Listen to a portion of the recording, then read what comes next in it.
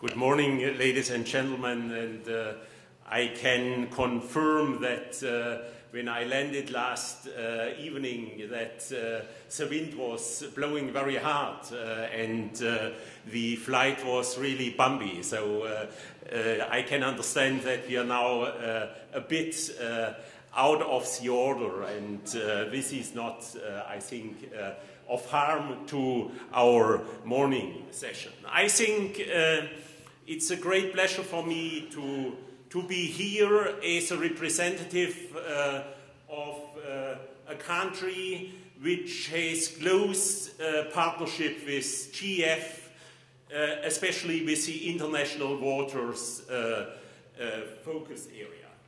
And I think that GF could not have chosen a better place for the sixth water conference, because in this region you find all the issues covered you have in your portfolio.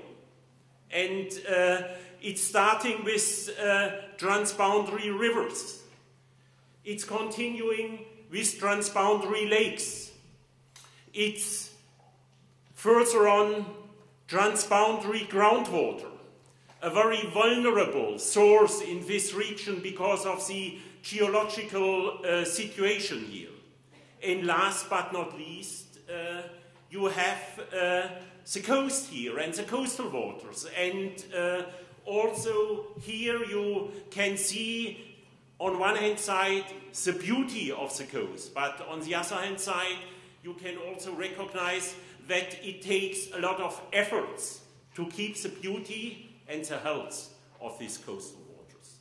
So I think that this region is important to show not only to the internal GF international waters community the results.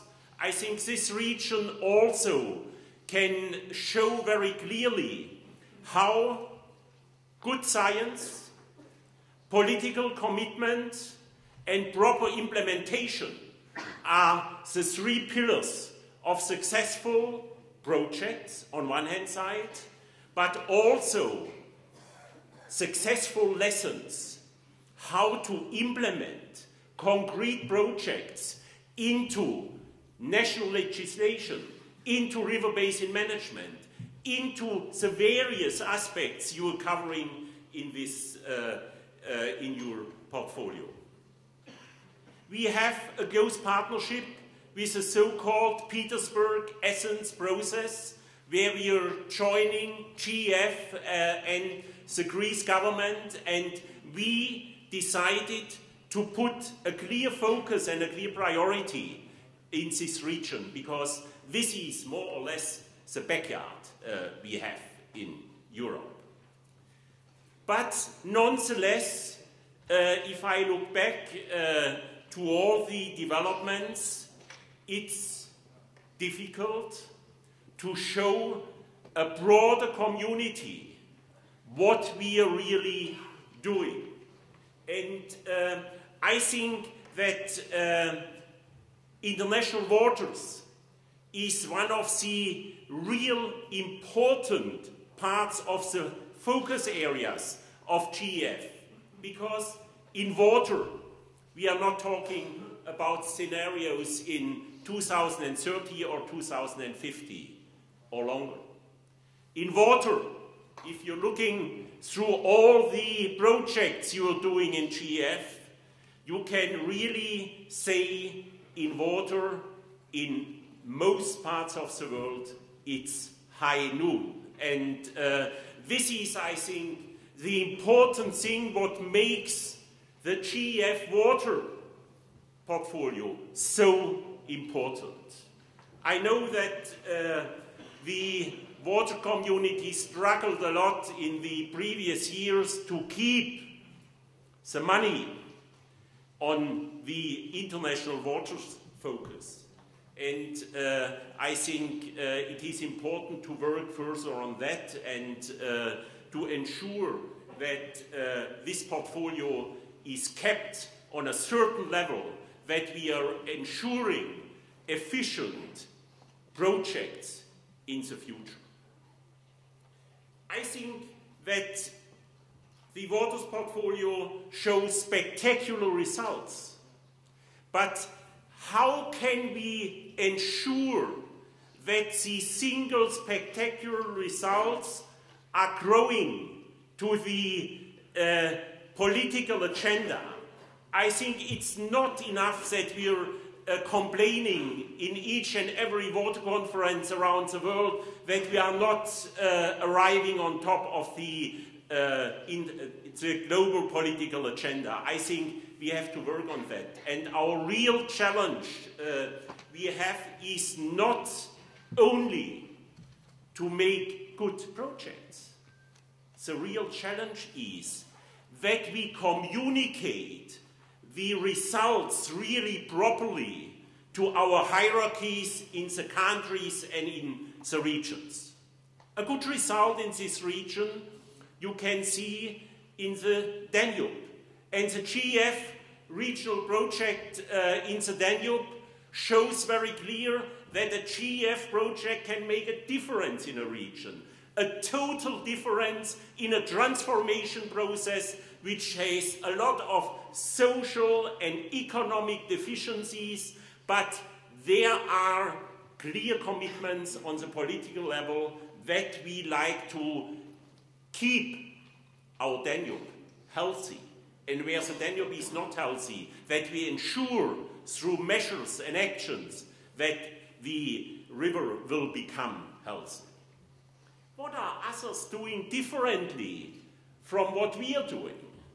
If it comes to climate change, then you can say they are counting the tons of CO2 they are reducing, but nobody is looking to the parts of the effects what only a CO2 focus is producing if you go for other renewable energies in water, in bioenergy, and in other fields where you really have tremendous and serious effects to our water and land resources. But CO2 tons are easily to communicate and are easily to understand for the politicians. They have to do decisions. What are the biodiversity colleagues doing differently? They can create nice pictures. This is sometimes difficult for the water community. If you see polluted water, this is not so nice. But in biodiversity, you can create nice pictures, and you can really show that the loss of biodiversity is a serious issue. If you count all the numbers of species, they will disappear in the next years.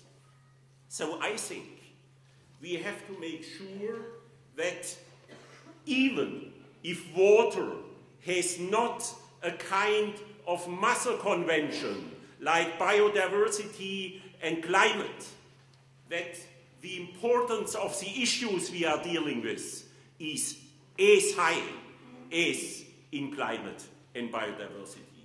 And I say, by the way, 80% of biodiversity is living in water ecosystems, and it's a pity that we accept this, I call it unfriendly takeover by the biodiversity community, that they are more dealing with water than others. So I think these are things where I think this conference should be active on, not in competing on substance, but in competing about the outcomes. And if it comes to climate change, I very often say mitigation is energy and transport, adaptation is water and land use, and 80% of adaptation is water.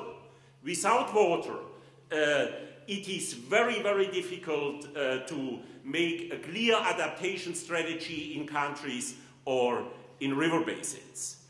But the climate debate has also a difficult effect to the water issue. The climate debate is used to be used as an excuse for poor water management, for bad water governance. And the important thing is that we ensure a clear distinction between what are the real impacts of climate change to our water resources and what are excuses not further improve water governance and water management. How important our issue is, I think, becomes clear if it comes to the issue of integration. We have to make sure that integrated water management is not an abstract word. We have to make sure that this becomes operational on the ground. And I know this is a challenge because this is not a one-topic issue. But I think this is something where we have to be clear about. If you take the map of Asia, looking on the rivers draining from the Himalaya, then you can start with the Amandarya, continue with the Surdarya, the Yellow River, the Yangtze, the Brahmaputra, the Red River, the Mekong, the Ganges, and the Indus. 40% of the world population are dependent on these waters. And I think this is something we have to communicate. If we have polluted water or no water, if we have less water, we indirectly make a decision about the economic and social development in these countries. And this is, I think, the focus we should put emphasis on. Green economy, it's now the headline for Rio+20. Green economy without water is nothing. And this is, I think, very clear against the background of the experience sitting in this room.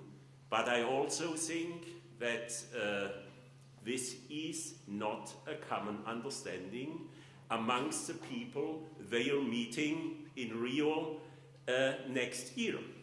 And I think we have to work that it is clear that green economy is not only a question of technology. Technology solves nothing if there are not people behind, if there is not a governance system behind which directs technology in the right direction. I think this is a good place to meet. This is a good issue to consider and to discuss during the days. And I think there is one word necessary to say because I'm not able to stay all week. I think Al-Duda was always the driving force behind these international waters. And I hope that, that if you're going to retire, Al, that we keep your dynamics and your emphasis for maintaining the international waters portfolio. Last but not least, I think there is a word from Malin Falkenmark, this grand old lady from Sweden. And she said, water is a bloodstream of the earth. I think this sentence we have to make more popular and more clear. Thank you very much for your attention.